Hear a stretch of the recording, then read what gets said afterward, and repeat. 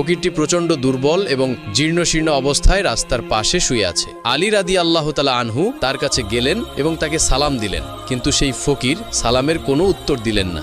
আলী রাদিয়াল্লাহু তাআলা আনহু অত্যন্ত অবাক হয়ে তাকে বললেন, আপনি কি জানেন না কেউ যদি সালাম প্রদান করে সেই সালামের জবাব দিতে হয়? হযরত আলীর এই কথা শোনার পর ফকির প্রচণ্ড রেগে গেলেন এবং রেগে গিয়ে হযরত আলীকে বললেন, কে আপনি? আমাকে সালাম দিয়ে কি হবে? সালাম না দিয়ে যদি পারেন আমাকে একটু খাবার দিয়ে সহযোগিতা করুন। আজ 5 দিন ধরে আমি কিছুই খাই না, ক্ষুধার যন্ত্রণায় আমি জীর্ণ শীর্ণ অবস্থায় এখানে পড়ে আছি। ফকিরের এই রাগান্বিত কথা শুনে হযরত আলী রাদিয়াল্লাহু তাআলা আনহুর মনেও কিছুটা রাগ চলে আসলো, কিন্তু তখনই হযরত আলী রাদিয়াল্লাহু তাআলা আনহুর মনে পড়ল কোরআনের সেই আয়াতের কথা। তানহার আয়াত আল্লাহ রাব্বুল আলামিন বলেছেন, তোমরা ফকির মিসকিনের সঙ্গে ধমক দিয়ে কিংবা রাগান্বিত হয়ে কথা বলবে না। হযরত আলী রাদিয়াল্লাহু তাআলা আনহু তার রাগ নিয়ন্ত্রণ করলেন এবং কোমল সুরে সেই ফকিরকে বললেন, আমার কাছে তো এখন কোনো খাবার নেই, আমি দাওয়াতি কাজ শেষ করে বাড়ির দিকে যাচ্ছি, একটু দূরেই আমার বাড়ি। আপনি যদি খাবার পেতে চান তাহলে আমার সঙ্গে আমার বাড়িতে চলুন, আমার বাড়িতে গেলে হয়তোবা আমি আপনাকে কিছু খাবার দিতে পারবো। ফকির বলল, আমি প্রচন্ড দুর্বল, ক্ষুধার যন্ত্রণা আমাকে এতটাই কাবু করেছে